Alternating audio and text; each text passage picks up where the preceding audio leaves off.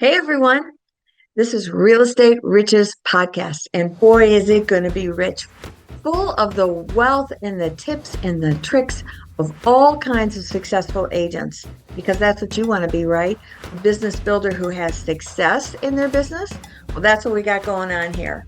And I'm going to have all kinds of agents, men, women, young or older, sharing all their stuff because there's technology, there's just how do you build your business? There's so many questions, right? So let's learn from some of the best. Gather your wealth and build your business. That's what this channel is all about. And I'm excited to bring it to you. I'm Kathy Byrnes and I'll be your host. And stay tuned. Let's get at it, right?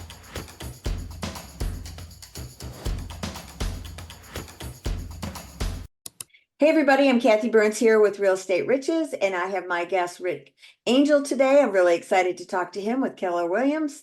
Hey, Rick. Hello, how are you? Great.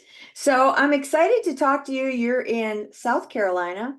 Tell us a Yes. little bit about your background, your story, how long you've been in business. Well, specifically in the Greenville, South Carolina area, and we've been doing this thing for about 10 years now. Got a 10-year anniversary coming up at the end of the year, actually. Is that how long you've been in real estate or how long you've had your team? I've been in real estate for that long, and then I've had a team since about 2019. Okay. And getting a team was like the next step for you, just trying to level up, kind of leverage yourself. Is that what you were thinking? Yeah, absolutely. I was on my own for about three months when I first got into it, and then I had some success, with having multiple listings, and buyers working with. In the first month I was in doing this, then one of the more experienced agents noticed, I guess, success or potential talent, and asked me to join his team. So that's what I did. I jumped on there, and it was, KW. It's always been about win, and whether it's KW or not, that's just a fundamental belief I believe in. Mm-hmm. And Me so too. that allowed me to escalate and launch my experience and career. And once it kind of got to the point where maybe it wasn't a win-win anymore, where we needed it to continue to be a win-win for me and him, it was best for me to go on and do my own thing. Yeah, that makes sense. When I started, I was a solo agent for a while, maybe 3 years, and then I partnered with someone else Mm. just because the leverage of having a partner was great, and we ended up having a buyer's agent, but mine broke up probably about 8 years into it, and then I ended up being on a team myself. But I'm at a later stage in life than you are, so for me, I didn't want the headaches of running a team anymore. I was really glad my team broke up. So it all worked out well. Anyway, all right, great. So tell us a little bit about what's your type of business that you're doing there in Greenville. Are you buyers, sellers? Are you a blend? Tell us your market. We're just a good blend of working with buyers and sellers. And the market here, it's tended to lean a little bit more heavy on the buyer side, even with interest rates higher. But the goal ultimately is to be about 50-50, buyers and sellers. But we tend to be more as maybe 60% buyers and 40% sellers. Our average price point here in this area is, depending on what numbers you look at, whether it's average or median, is maybe around 300, 315, maybe up to Okay. 350. Our team average is actually, we tend to gravitate more towards the first time home buyer market and such. So Mhm. our average price point is probably closer to 275 to 300. 75 to 300. Oh, at first 275 to 275 to 300. Yeah. I thought you said 75. I go, is there a house out there? Oh, wow, that's exciting. Yeah. Well, that makes sense. And how many on your team? So it's five of us. So I guess me, I've got a full-time admin Mhm. that's W-2 employee of Angel Solutions. And I've also got a virtual admin Mhm. that works 6 hours a day for me, nearly full-time. He's from India. And then I've Nice. got a part-time buyer's agent, and I've got two other agents that are full-time. That's great. Tell me, I have two VAs as well. Mine are in the Philippines and mine work whatever hours they want. They have specific assignments that they do. Tell me what prompted you to get a VA because I think a lot of people don't realize how great that is. Yeah, it could definitely be a little nervous, if you've never done it before, never had that Mhm. experience. But thankfully, I had a coach, and he was using this particular VA company. And so it made it like a warm referral for me. Sure. And so I said, yeah, let me try that out. And to be honest with you, I love it. Other than the pay is about half of what you'd pay for somebody here locally, but the amount, what you get for that, what you pay for is just amazing because the guy at my VA's, he's like dedicated just for our team. First of all, he works the hours that we work, Mm, and which means if we're starting at 9 a.m., which we have a huddle every morning, 8:45 a.m. with our team, and he's on that. And then, so I don't know if I think it's like 6:45 or something p.m. his time. PM. Yeah. But anyhow, very, very detail oriented, very much on top of things, very responsive. Sends me, hey, this is what I'm going to work on today in the morning. And then at the end of the day, here's my end of day report, what I did work on. So just, yeah, it's very valuable. I like it. Oh, I love it. I did a video on it just yesterday. I don't know when it'll be released, probably a couple weeks, but it's all about how to hire a VA. I use Online Jobs PH, which is the Philippines. They're 12 hours ahead of us, and some will work on our time zone and some will work on theirs. Depends on the task. If you get the job done, I don't need you to be on the same time as me always. And how do you communicate? Through email, or do you use WhatsApp, or what's your process? It's mostly via email, just through Gmail. Yeah. Okay. And then we got the G Suite capabilities, and we have spaces and chats, that we can do Hmm. through all that as well. Yeah. Even call, we can call through that as well. Oh, I didn't think about that. Yep. You And can. then a lot of face to face, just what we're doing here. We use Google Meet a Hmm. lot instead of Hmm. Zoom.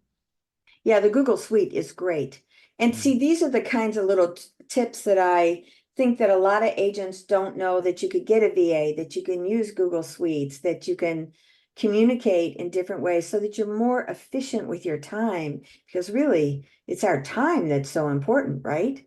Absolutely. Right. Okay, great. So tell me about this whole NAR thing. Are you working like to train your agents, or as KW? What's happening, like getting prepared for the change? I'm sure you're not freaking out about it. I think the professionals get that this is not something to be scared of. It's just change and how we figure it out. But there's still a ways that you have to start prepping. What are your thoughts on that? Yeah, absolutely. My whole perspective and take on it was I think that our database or the people that follow us, they're gonna mirror match or mimic react how we react. So when Right. this whole thing came out and there was local news companies posting on their Facebook, these headlines that are just kind of grabbing people's attention. And there was all kinds of other realtors just kind of jumping in and voicing their opinions and trying to like combat it, throw their objections out. And I just stood back and just watched it all and didn't say anything. Just let it simmer down for the first weekend. And then maybe first part of the week, I actually made a few phone calls to some of my clients that I thought were more experienced and maybe, and most of them almost didn't even know about it. Yeah. And then I had a listing going on the market that Monday. The news broke out on that Friday. I had a listing coming that Monday. I didn't bring it up, so I figure if they bring it up, then we can talk about it. But because a lot of it is just false information anyhow. And Mhm. then and in South Carolina, we already use buyer agency. And we do too. And I think in general, sellers are still going to offer to pay buyer's agents. I don't think Yeah. much will change there, unless you're just a stingy for sale by owner type seller, that, and then maybe that's not the client you want to work with anyhow. Right. It's to their Um, detriment anyway. yeah, but I've strongly suggested to our team to do the NARS offering an accredited buyer agency Yes. certificate. Yep. So I'm strong on, wanting all of our agents to do that. I think so too. Yeah, just get that accreditation, because it isn't even so much the accreditation as it is the confidence of how to handle the conversation. Right. I do think having a buyer presentation, especially for newer clients that aren't your clients, existing clients all the time, I think that having something clean like that is important, because you probably have new people moving into the area. And for them, I think that'll be important to have a buyer's presentation. We're doing an event next Tuesday where we're teaching a lot of agents how to create their buyer presentation. And also, it's just about building their confidence. I'm sure that you probably work with your agents to just have them have a confidence about what they're offering and the skills. Yeah, absolutely. We certainly have buyer packets and information and buyer presentations for our consults that we've Yep. practiced and performed a lot. We're just going to have to sharpen our skills and Hmm. around the whole commissions thing and making sure we're using the right verbiage and explaining to them how it actually works, Hmm. which is fine. And then we'll kind of go from there for the most part. Yeah, I'm not worried about it. I do think that the public has no idea what buyers agents really do to the level of what they do. I think this is a window of opportunity to be doing our social media where we're saying, here's an example. Like instead of doing just our just solds, we Yep. start telling the Hmm. story of what Hmm. happened in there to make it get sold. Because a lot of times there's so much in that window. And Yeah, I think our social media needs to be more transparent of exactly what kind of job we actually do and why we earn our money. I agree with you 100%. And two things come to mind. We do have a sheet that says 88 types of turbulence that you Mhm. could, so it lists off 88 things that if you picture yourself as the pilot of the plane Mm, and your clients are your passengers and everybody's probably been on a flight before you've had a little turbulence, and things. yeah, Well, that list explains the things that could go wrong in a transaction, but just like, a pilot would get his passengers to safety, we're hmm, going to do the same thing for you. But bringing that may not have been something that we talked about as much in the past, but now that's going to be one of the first things we talk about. And then I was yeah, talking about our team about earlier this week and saying, look, let's make a list of other things that we're paying for that are similar to commissions. hmm, Like if somebody's going to replace a roof on a house, how much is that? right, 15,000 bucks, maybe 20,000.